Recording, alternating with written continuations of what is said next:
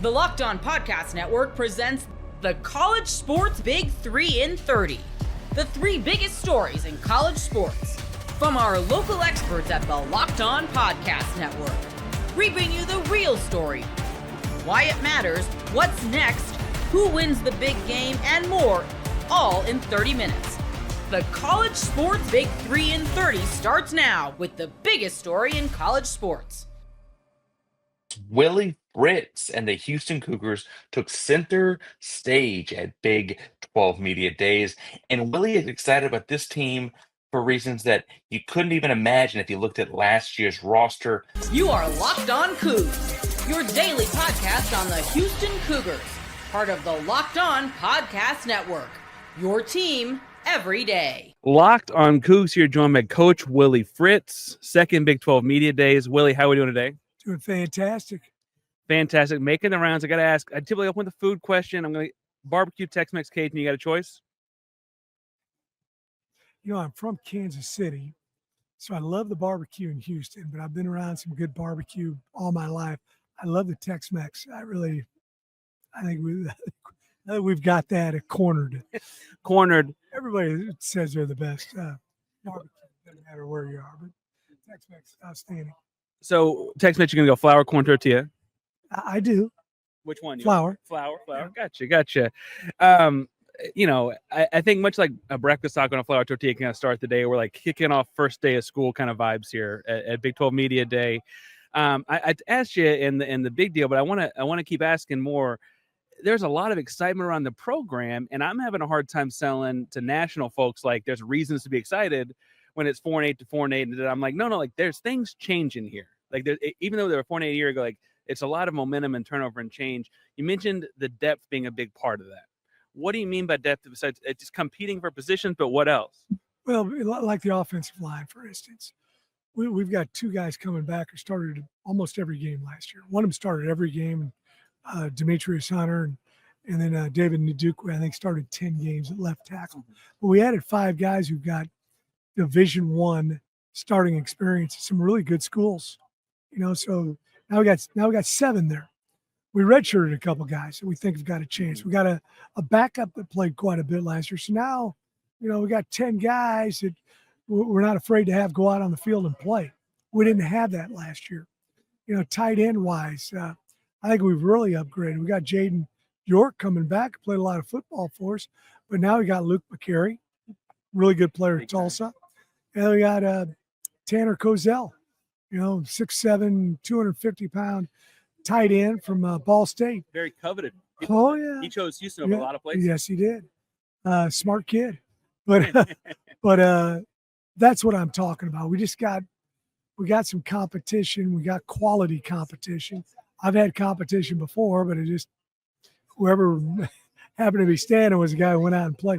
We got some guys that could. Hey, our secondary, I think I counted it up. And, you know, out of the 5 positions, when you talk about the 2 corners, 2 safeties, your nickel back, we got 11 guys right now that'll probably play in the first game.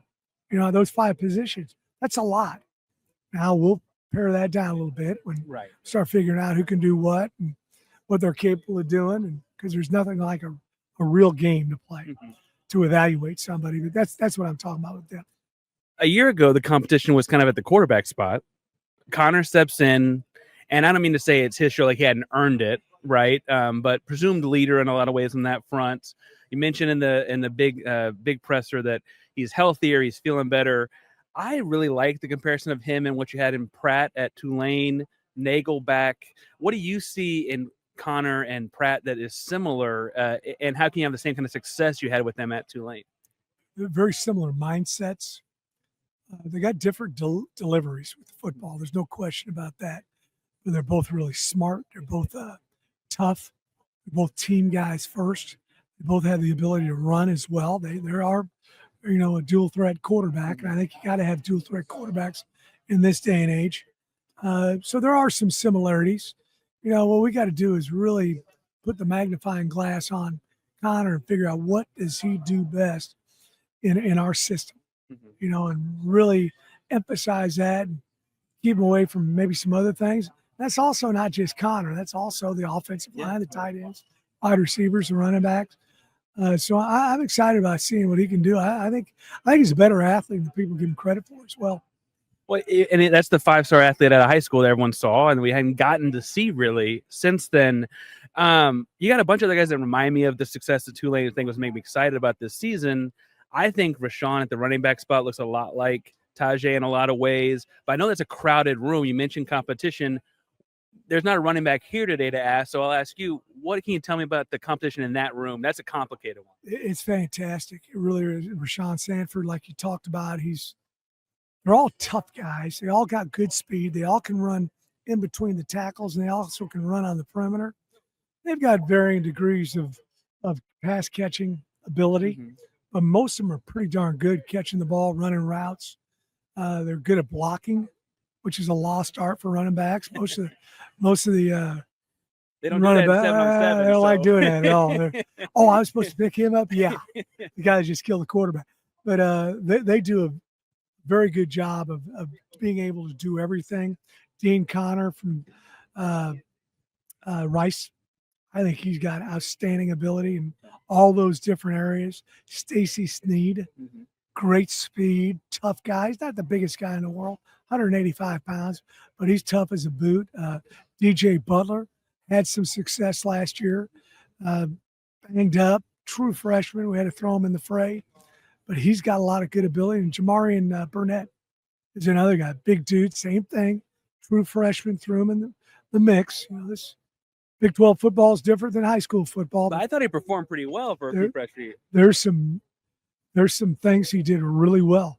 That's what you got to look at. It also is, that first year, you can't replicate that in spring ball, and you can't replicate it in preseason camp, playing real Big 12 football games. So those guys are going to, that's going to help them out a bunch.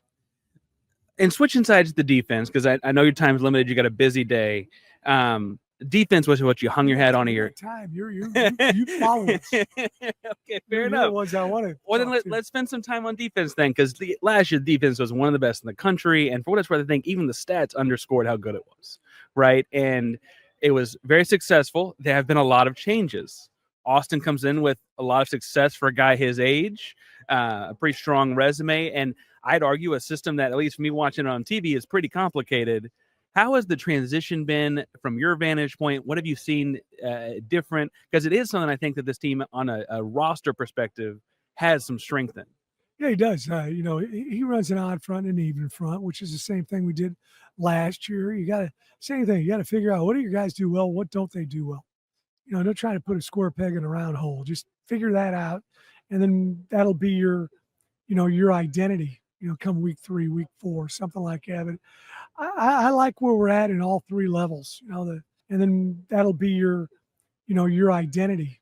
Come week 3, week 4, something like that. But I like where we're at in all 3 levels. The front, the linebackers, the defensive secondary.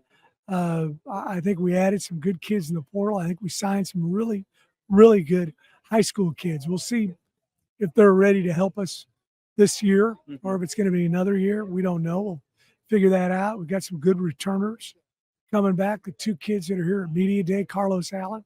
He's got a chance to Carlos looks good. I think he's got a chance to be one of the better D linemen, interior defensive linemen in the conference. Latrell McCutcheon. I think he's a draftable kid. I really do. I've had a bunch of DBs who've been drafted. I think he certainly can do that. So we got a lot of experience coming back and depth, and it's exciting. And I like the way that, just like I talked about how Slade touches all areas of the offense, Austin does the same thing. He does a really good job of meeting with a lot of different groups, and also coaching a lot of different groups. Sometimes coordinators get tied into linebackers or safeties or whatever the case may be defensively. He really does a good job with all of them. What was that process like in bringing Austin in? Because there are a lot of people would say, SEC coordinator, why'd you leave? And you pulled him into Houston. And frankly, again, the defense was successful last year, but you pulled him into Houston kind of while there was this period in the portal being open. Anyone could have left. So who knows, I don't think that would have been easy. How'd you pull Austin over? Because that's a big jump. he worked for a really close friend of mine, Will Hall at Southern Miss, and he really enjoyed how Will did things. And Will and I are very similar in our approach to coaching and life and all those kind of different things. So it wasn't a real hard sell. He was excited about the opportunity to come to Houston, and he knows what we can do there. I told him, hey, here's the things we can accomplish, and here's why we can accomplish them. And after he went out and recruited one recruiting cycle with us, he was like, you're right. This is different here in the city of Houston. It is different. And one thing I've noticed on my show is in recruiting, there is a ton of excitement about 2026 because of some of the big names and the high rankings and the whatnot. And frankly, you guys have had a lot of success, to your credit, on that in that group. But that is a year. I mean, those guys can't show up to campus till January. How do you combat that? Do you care about that? How do you focus on the task at hand with that being so exciting down the road? You just got to do both. We signed a great class last year. I mean, really good. We've got all of them in right now. Some of them were there for spring football. I'm excited about our defensive linemen that we signed, our wideouts.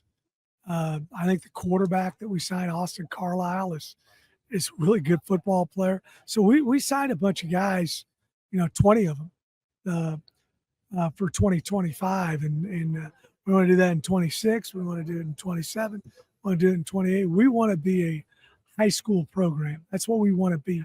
We don't want to be trying to find a quick fix every year. Hey, we're going to use the portal to our advantage. Maybe there's a position where, due to injury or attrition, we lost some guys, and we need to fix that position in a hurry. And he needs to have a little bit of experience under his belt. But we really, really want to be a high school program, and we're lucky with our location. Well, and I know Austin, Austin's a great kid. You got some great kids too. Is a big part of that. Last thing, and I'll get you out of here. Anonymous coach, and you can say what you want to say about anonymous coach, just saying whatever. On 3 said he thinks Houston's still a year away. I think he's full of crap, but I want to hear why you think he's full of crap, because I think this year you're about to shock some people, and I'd like to be at the front. It was an anonymous coach. No, it said the quote was anonymous. Isn't it amazing what people say when it's anonymous? That's why I don't like doing it. People say off the record. I said I don't want to answer if it's off the record. But hey, everybody's got their own opinion. That's fine. I just feel like we've added some good kids, and we're gonna have to do a good job of coaching them. Ever wish managing your money felt easier? With Monarch Money, it can. Whether you're growing your savings or planning a big purchase, Monarch puts you in the driver's seat. It's like having your own personal CFO, giving you full visibility and control over your finances. Monarch Money is more than a budgeting app. It's a complete financial command center. You can track all your accounts, investments, and spending in one place. So in addition to managing your money, you're also building wealth. Take control of your finances with Monarch Money. Use code LOCKEDONNFL at monarchmoney.com for 50% off your first year. That's monarchmoney.com, code LOCKEDONNFL for half off your first year. Look, they're saving you money already. Auburn picked up a key piece of their class earlier this week, but it's not enough. You are Locked On Auburn, your daily podcast on the Auburn Tigers. We're joined by Brian Smith, host of The Portal, Locked On's recruiting, NIL, transfer portal show. Fantastic. Multiple shows every single day over there. Brian Smith killing it. I want to get your thoughts on the strengths and weaknesses of Auburn's roster later in the show, as well as what could be on the horizon for Auburn and just college football in general. But Adam Balagoon Ali, we've been talking about him for weeks, the 4-star linebacker from South Florida, commits to Auburn earlier in the week. And I think this is an underrated signing because you've been high on this guy. I'm really high on his tape. It seems like in his interviews, he's very specific with what he wants to be. He wants to be the dime linebacker, which means he can play all the snaps that you want him to play if he's able to have that type of role. I compared him to Owen Papo a few, maybe last week when you and I talked about him. I do think there's some similarities there, not from an athleticism standpoint, but from a role and what he could project to be standpoint. But now that Adam is officially part of this class, Brian, your overall assessment of the linebacker?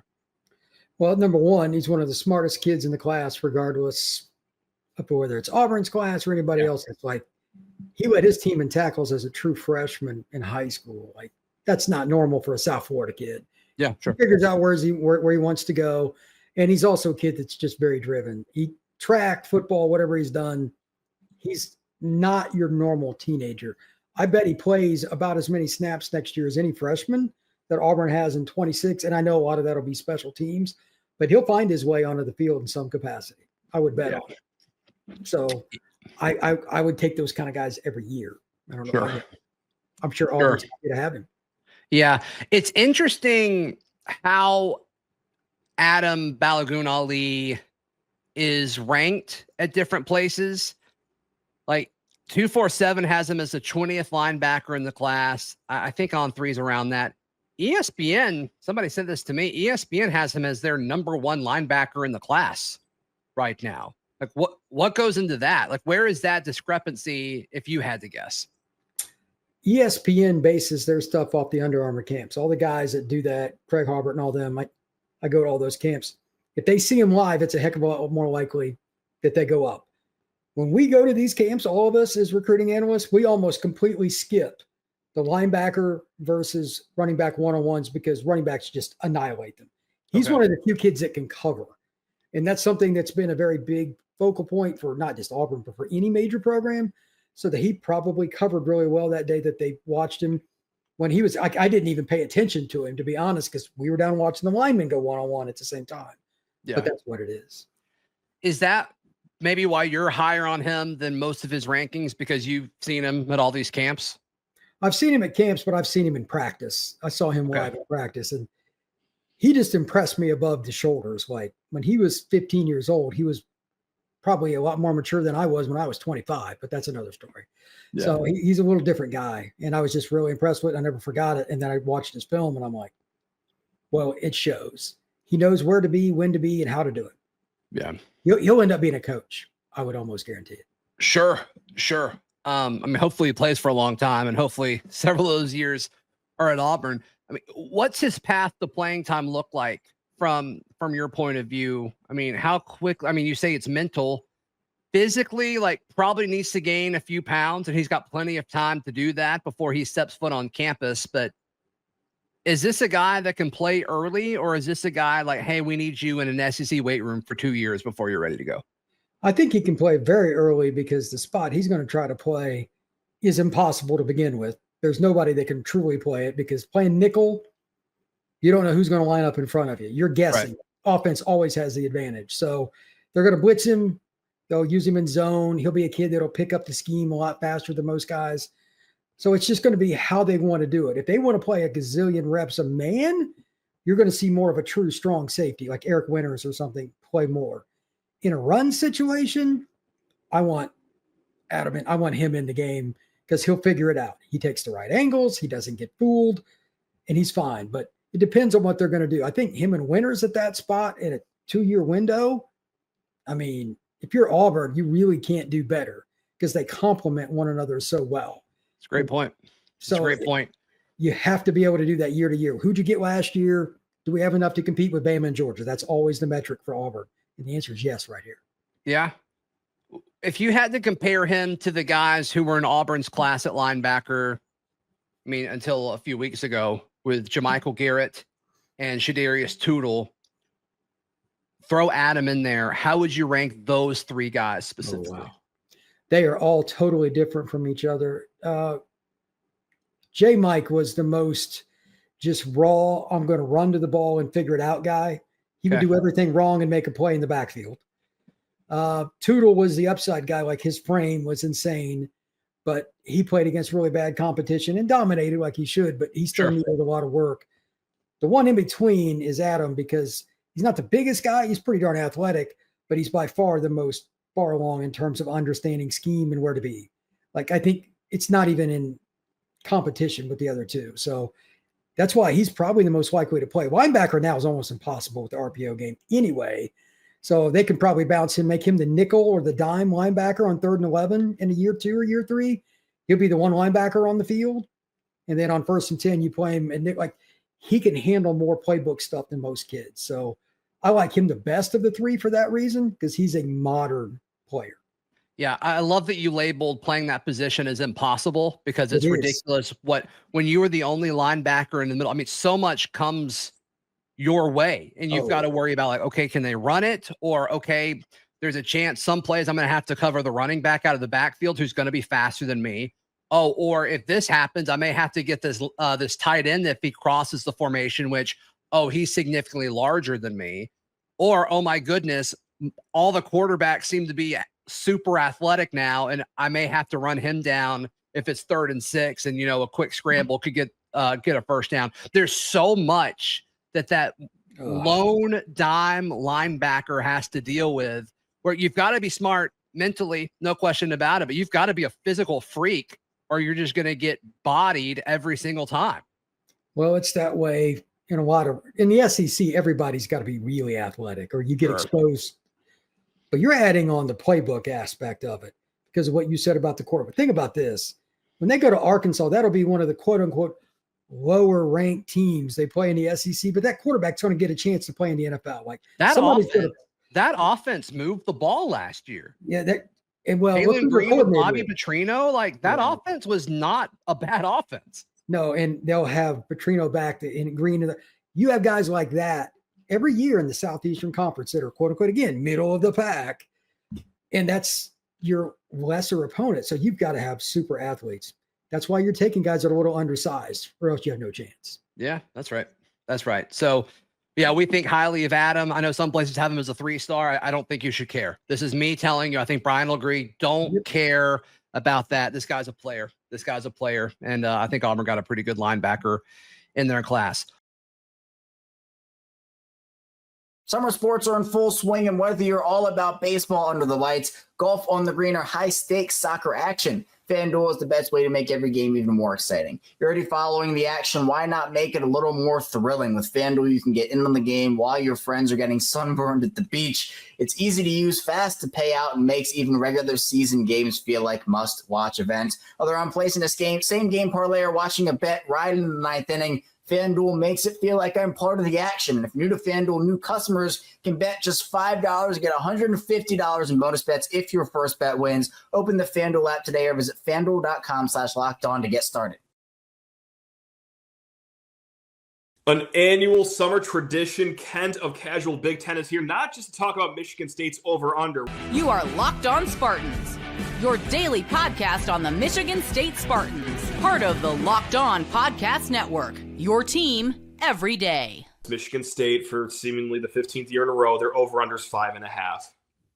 It could be the green tint in my eyes. It could be that the schedule is easier than last year. It could be that the offense has been retooled. It could be the fact that, hey, the pass rush possibly can't get worse than last year. So I'm on the over side. That should surprise no one. But Ken, you're down the middle. You are the purveyor of all things Big Ten. What say you? I'm going right with you. I am also on the over side. And here, look, you talked about the past a little bit. This is the 3rd year in a row. I've been keeping track. Okay. This will be 3-0 for me if I get this one right, I believe. So, 2 years ago I said under. Last year I said confidently over. And when we did it last year, it was a little bit earlier, so the line moved a little bit. I think it went from 4.5 up to right even at 5. Yep. So, but when we did it though, I was still right. So I'm good with that. But yeah, I'm right here on the over, man. I think that we're looking at a solid 6 wins with a possibility for 7 even. So I think that when you look at this line, it's minus 140 right now for the over.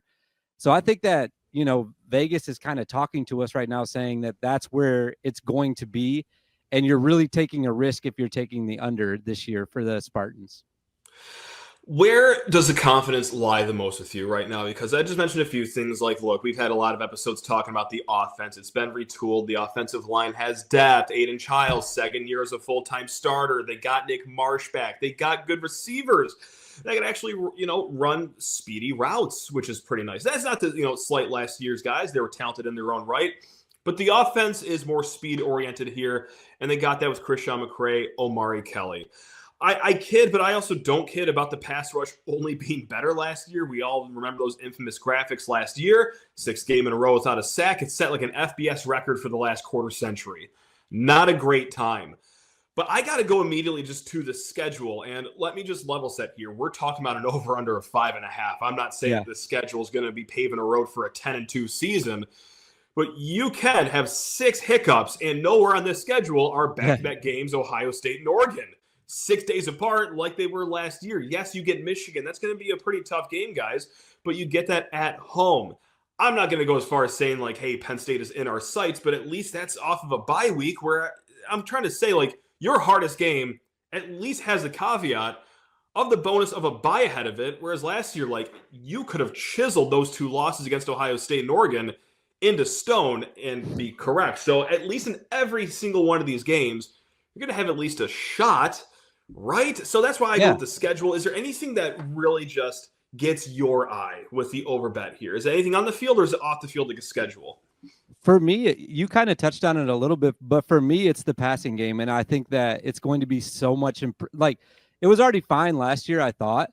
But if Aiden can stop making those young mistakes, I feel like where he's throwing the ball into coverage and just throwing it out of bounds instead. Because you look at the offensive line and with some of the transfers that are coming in, it concerns you more with the run game. But when you have Aiden, someone that can create his own space and get out of the pocket and make throws, as long as he's not making the dumb throws anymore into coverage, then I think that the passing game is going to improve. Because look, you got 2 out of your 3 leading receivers coming back. And then you mentioned the 2 guys that are transferring in. If one of those 2 guys is a major contributor, I think that the passing game's going to be fantastic. So that's where I lean, where I'm like, okay, the offense is going to be much improved to last year just based off that alone. And then I think you have enough coming back on defense to have a solid base, a foundation for just being serviceable. It would be fine to get you those 6 wins. So passing game first is where I look, and it gives me a lot of confidence. And then that base on defense that you have coming back is the on the field stuff. And then we can go through the schedule if you'd like too. Absolutely, because that funnels right into where I want to take this next and this kind of goes away from the over-under win total conversation, but like just as a fan of college football, from the outside looking in, I know you're not a dyed-in-the-wool Michigan State fan, needless to say, but you are very involved in Big Ten football. So you on the outside looking in, like what game interests you the most on this Michigan State schedule? I know the chip shot here is the Michigan game. Of course, I think all Spartans can agree with that, but if you want to give like maybe a good silver medalist then behind that game, or is there one that jumps over the Michigan game? What would you give it?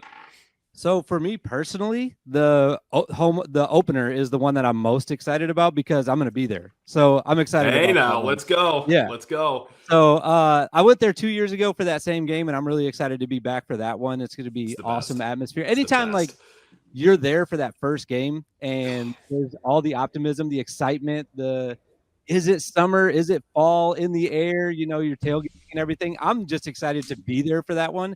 So from a personal standpoint, that's the game I'm most excited. And, it's going to set the barometer for what I think Michigan State's going to be this year. Like, are you in a dogfight with Western Michigan, or are you like just stomping them and you're going to open some eyes and be like, all right, we're going to actually go win 7 games this year. But realistically, I honestly think the very next week is the most important game. It's like make or break for this bet. Like if you have the over and you drop that Boston College game at home, I think you're in trouble. I really do. Yeah. That game hinges whether you go to 6 or whether you are at 5. I think that. So the Boston College game, I think, is the most important game. I know it's a non-conference game and I'm Big Ten guy, but like, I think it's the most important game for this schedule. I'm hoping that there's revenge in the Spartans' hearts from last year. I thought that you guys were going to win it last year. I actually didn't think you guys played too bad in that game last year. Weather was a factor, obviously. Big time. And some of those things I was talking about earlier, some of the decisions that Aiden was making last year. So I hope that, like I said, it's all about revenge, and we're going to go get this game back that we probably could have and maybe should have won last year, and we get that win back at home. And that's when you're confident it's 2-0, because I do think you win the Western Michigan game, and then you win the Boston College game. You're already at 2, and you got 10 games remaining. You get those last 4. So yeah, I think it's a really important game, Yeah. Boston College.